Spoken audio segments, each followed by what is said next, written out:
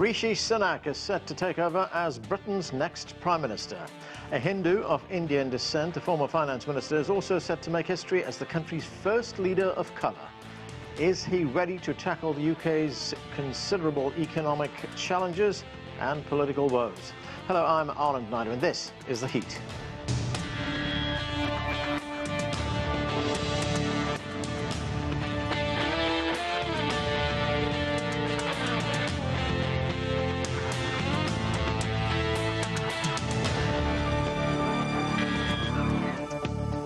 6 weeks ago, Rishi Sunak lost the race to become the leader of Britain's Conservative Party and Prime Minister to Liz Truss. But in the wake of her resignation, another chance and another vote, this time fellow Conservative MPs gave him the go-ahead. Sunak now has the difficult task to fix the country's economy and repair its political credibility. We begin with this report from Giles Gibson in London. Well, this is an extraordinary political comeback, perhaps not the one we thought we were going to get, with Boris Johnson potentially returning as UK Prime Minister. But still, Rishi Sunak, the man who lost to Liz Truss in the last Conservative leadership contest over the course of the summer, is now about to get the keys to 10 Downing Street. In his first speech as Conservative Party leader, we saw Rishi Sunak praising the outgoing Prime Minister Liz Truss, but he's also going to have to try to stabilise the UK economy in the wake of her economic policies. Take a listen. The United Kingdom is a great country, but there is no doubt we face a profound economic challenge. We now need stability and unity, and I will make it my utmost priority to bring our party and our country together. In terms of the transition of power, first we will see Liz Truss holding a final meeting of her very short-lived cabinet. She will then give a speech outside 10 Downing Street before going up to Buckingham Palace and handing in her resignation to King Charles. She will be followed closely by Rishi Sunak himself, and he will be invited to form a government by the British monarch. Really, in the first few hours after he enters 10 Downing Street, Rishi Sunak is going to have to make a couple of really important decisions as far as the UK economy is concerned. Firstly, he's going to have to decide whether to keep Jeremy Hunt in post as Chancellor of the Exchequer or as UK Finance Minister. And secondly, he's going to have to decide whether to go forward with a planned fiscal statement on the 31st of October that's designed to calm some of the market volatility that we've seen over the last month. Giles Gibson for CGTN, London. We have a lot to discuss. Let's bring in our panel. From London, Alan Wager is a research associate at the UK in a Changing Europe initiative at King's College. Jonathan Liss is a political commentator and journalist, also joining us from London. And from Miami in Florida, John Quelch is Dean of the University of Miami Herbert Business School. Welcome to all of you. And Jonathan Liss, let me start with you. I mean, if you look and listen to the Conservatives who put Rishi Sunak on the way to number 10 Downing Street, they sound very optimistic. But just 6 weeks ago, they voted for someone else over him. So what do you make of the latest developments? It's an extraordinary story, obviously in personal terms, but it's also a sign of the ludicrous farce which has become Britain's Conservative Party and Britain's kind of political scene, if you like. It is a game of pass the parcel now with prime ministers, that the Conservative Party ditches the prime minister they don't like, elects a new one, that prime minister might be gone in a month or 2 months, and then they elect someone else, as though it's a plaything of the Conservative Party and not actually a matter for the British people as a whole. And so we now have the third Prime Minister in 2 months, massive political instability, a huge economic crisis, which is exacerbated by Liz Truss, the outgoing Prime Minister. And it seems very unclear what Rishi Sunak can offer, because he's only in post now for one reason, and that is that during the COVID lockdown, he splashed away money. to rescue people's livelihoods, as any Chancellor of the Exchequer would have done in that position, because there was no alternative with the pandemic raging. So that kind of cemented his reputation as being somewhat reliable and competent, and obviously that gave him popularity. But as soon as the COVID pandemic passed in its early stages, he was exposed as having very little political judgment, had numerous PR failures. He got into big rows about his wife's non-domiciled tax status, his own possession of a US green card, which didn't seem becoming for someone who's a second in command in the UK government. And obviously he received a fine for breaking COVID rules during lockdown. Receiving a police fine in office would normally be grounds for a resignation. And so he became the second most unpopular member of the cabinet by this April. So it's extraordinary that he's now seen as the Conservative saviour. I would say it's not a sign of his strength, but of the Conservative Party's weakness. Alan Wager, as Jonathan tells us, the United Kingdom is facing a huge economic crisis right now, but listening to the supporters of Rishi Sunak, they're very excited. Man for the times, they tell us, lots of euphoria. But what is Rishi Sunak going to bring to the table right now where his predecessors have failed, and one of them, as we just heard, failed so spectacularly? As you say, he's been elected as the man to sort of deal with this crisis, but it's a crisis nevertheless for the UK economy. And as your reporter said, there are a series of key decisions that Rishi Sunak will have to make over the next few days to restore credibility to the UK economy and stability to the UK's markets. In doing this, Rishi Sunak, if he'd taken the job in July, for example, he'd been faced with perhaps a less difficult economic situation than he does today, but he would be faced with a much more difficult political situation. The fact that he's got the party stable behind him and desperate for some sort of semblance of unity gives him a lot of political capital to sort of pursue the sort of agenda that he was talking about over the summer. As Jonathan says, Rishi Sunak's record can be often misunderstood, and his own political ideology can often be misunderstood. He is a fundamentally fiscal conservative and quite a right-wing figure, and we're going to see whether actually a lot of what he wants to do, which will probably involve some significant and likely unpopular tax cuts, tax rises, as well as some spending cuts. And it's going to really test his political antennae and his ability to sort of carry through on popular policies. John Quelch, we saw what happened with Liz Truss. She introduced that mini budget, cutting taxes for the very rich, and it was unfunded. So the problem right now, Britain's out of money. Rishi Sunak can do one of two things. He either is going to have to increase taxes or cut spending. And we know that increasing taxes goes against his sort of core political instincts. So where do you see it going? So I think it's going to be a combination of both.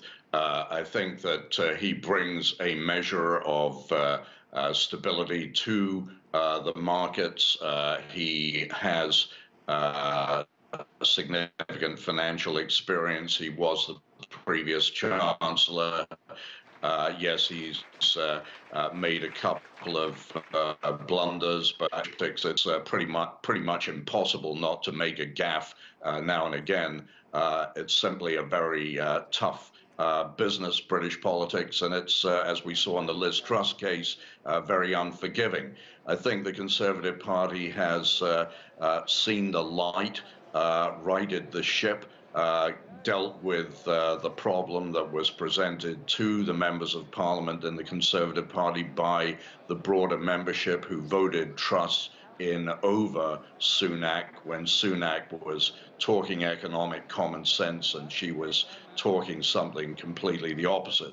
So I'm sure that there will be tough decisions that will be made. I'm very comfortable with the notion that Sunak will stabilize the ship and will be well received by the markets. And when he makes his announcements on October 31st, I expect them to be well received. In addition, I believe that he will continue with Hunt as the Chancellor. Hunt stepped up at a time of crisis and helped in a small measure to provide some stability, and I think that he's going to be continued in that post. The markets have responded positively so far to his appointment. But John, you say the Conservatives have seen the light. Why did they not see the light 6 weeks ago when they had a chance to put him in number 10? Well, I think the members of Parliament in the Conservative Party largely did see the light. And remember that Sunak was the winner in the ballot of MPs over Truss, but the rules required that both candidates be put to the broader membership. And of course, a broader membership is going to be enamored by someone who says tax cuts are feasible. That's just the nature of the Conservative Party member. And so, in a sense, this problem has partly been caused by the party attempting to be a little bit more democratic in its approach to electing a leader than perhaps is advisable.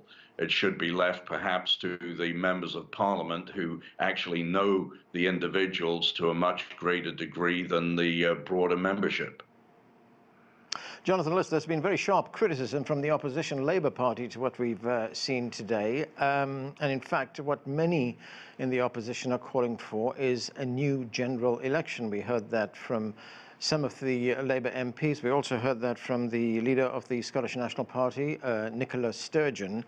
I mean, it is one view, but can we also understand that it would be very difficult for Rishi Sunak to call an election at this time when they are so far behind in the polls, and perhaps they are looking at gaining some ground, putting him in office first, of course, and gaining some ground, and then going to the country? Well, obviously, I understand why turkeys don't vote for Christmas, as we say in England. The Conservatives would be completely annihilated if they held an election now. So obviously they're not going to do that until they have to, which is only in 2 years' time. But we are left with a situation, as I said a moment ago, where the Conservative Party treats British politics like its plaything, and they think that they have carte blanche for 5 years to do whatever they like. Change prime ministers as often as they want, change policy commitments as often as they want. That is not how a government wins legitimacy. The fact that the Tories won a vote in 2019 on the back of Brexit and levelling up, reducing inequality, is completely divorced from the situation we find now. What Rishi Sunak is going to be doing is turbocharged austerity, massive spending cuts, possibly greater than the ones we saw in the early 2010s under David Cameron. There was no mandate for that in 2019. Boris Johnson famously said austerity is over. So there is no mandate for that, and there's certainly no economic necessity for austerity either. And so on that basis alone, the British people should be consulted to see if they consent to Rishi Sunak being Prime Minister in these different circumstances. Alan Wager, as I said, there's been lots of criticism from the Labour Party. We have one Labour MP here who told us about her problems with what happened today. Let's listen to her. Her name's Angela Rayner. Let's listen. Labour thinks that we should be having a general election. I think everybody who I've spoken to, the public, have said we should be having a general election. There is no mandate now. The Conservatives have completely broken their promises, broke our economy, and now they want to see a general election. They can't just keep doling out prime ministers every month because they're in total chaos and they've lost control of the market and haven't got any ideas of how they're going to tackle the cost of living that people are facing. What are your thoughts, Alan? Angela Rayner has a point there, isn't it? Wouldn't the democratic, fair thing to do be call an election? Well, that might be the case. I mean, I suppose the more interesting question in a way is what will happen to the Conservative poll rating, and could they create the circumstances by which an election would be beneficial to them? As Jonathan says, they start with a significant deficit. Rishi Sunak starts with a huge deficit in the opinion polls. Liz Truss was the most unpopular Prime Minister ever recorded. So in a sense, we expect some sort of bounce back for the Conservative Party in the next few days, the next few weeks. The question will be, will Rishi Sunak be able to retain that momentum going into a really tough winter when we have myriad crises from strikes across the public sector, we have an significant NHS backlog and waiting list, some 7 million people on the NHS waiting list, and so on and so on and so on. The in-trade for Rishi Sunak is massive. So it's whether or not the Conservative Party's brand is going to be able to recover from the sort of Truss era, not an era, but the Truss sort of 6 weeks, or whether or not there's been some permanent damage. And Rishi Sunak won't know that. We won't know that.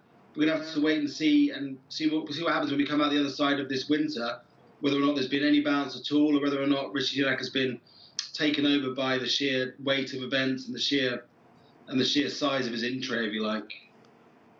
John Quelch, if we look at Rishi Sunak's background, I'm wondering how much of a problem that's going to be for him. I mean, he's one of the richest politicians in Britain, if not the richest. He comes from a very privileged background. He went to a very exclusive private school, or public schools as they are known, in the United Kingdom.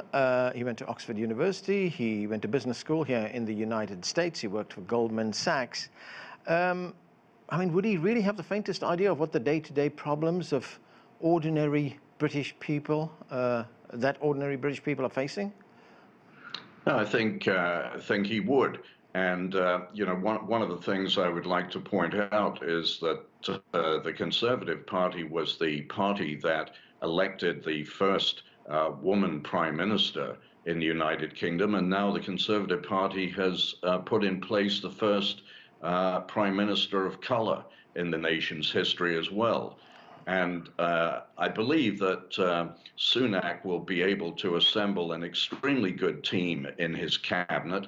I think the Conservative Party is definitely against the wall. There's no doubt about it.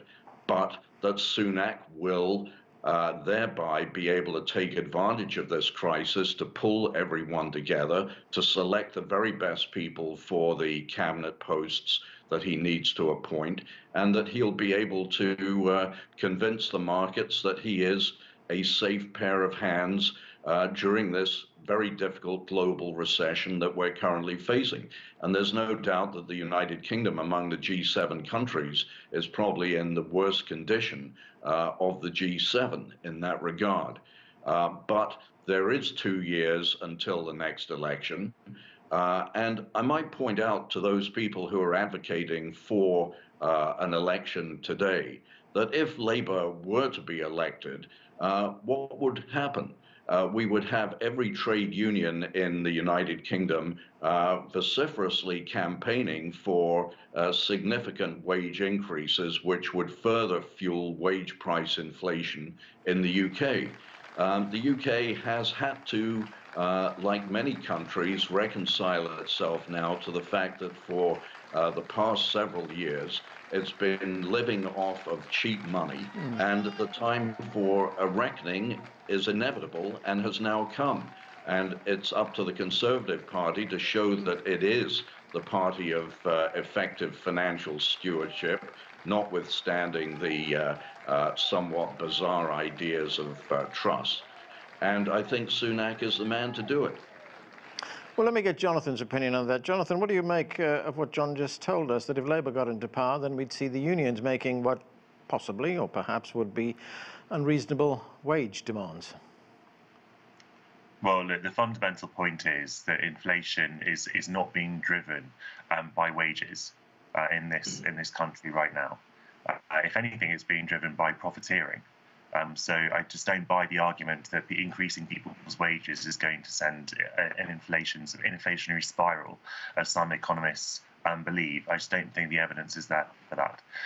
Obviously, inflation is being driven by global factors as well, and it's inflation can go in two directions as well, as we know. So I think it's obviously the most important things to think about are going to be how spending is managed, how we tackle cost of living. Obviously, the energy bills are going to be a huge problem. We don't know what energy prices are going to be looking like in the next 6 months. But there is a fundamental economic argument here. about austerity. And I simply don't accept that austerity is a necessity. It wasn't a necessity when David Cameron and George Osborne did it in the 2010s. If anything, with interest rates being so low at that time, they should have borrowed to invest in critical infrastructure. They never did that. Now, obviously, it's much harder to borrow because of what Liz Truss has done, partly, driving up interest rates. So it's now going to be much more expensive for the government to borrow. But the government does need to borrow. And the fundamental point is that countries are not like households. They don't have credit cards. And in Britain, we have a central bank, which can also issue money. So there aren't the limits that when people talk about black holes in public finances, it's just an economic misnomer. It's not how the economy works. It's a choice to treat the economy like that. It doesn't have to be like that. John Quelch, doesn't Jonathan Liss have a valid point there? I mean, over the past year, we've seen tens of thousands of workers down tools in the United Kingdom. They've down tools for a variety of reasons, and the Tory response to that is to introduce legislation so that the impact on certain sectors, like the transport sector, for example, would not be so serious. But don't workers have a case when we see inflation running at over 10%? They certainly do have a case. But at the same time, it's simply not feasible to accede to massive wage increases in the face of the inflation pressure. I totally understand why a trade union would advocate for significant wage increases that would parallel, if not exceed, the inflationary pressure. That's what they should do. But that will, contrary to what I think Jonathan just said, that will, in my view, fuel further inflation. There will be a wage price inflation spiral. And there comes a point where continued borrowing by a government is borrowing against the asset base of a nation. And while it is fair to say a household is not the same as a nation, there are some fundamental principles that do nevertheless apply in both cases.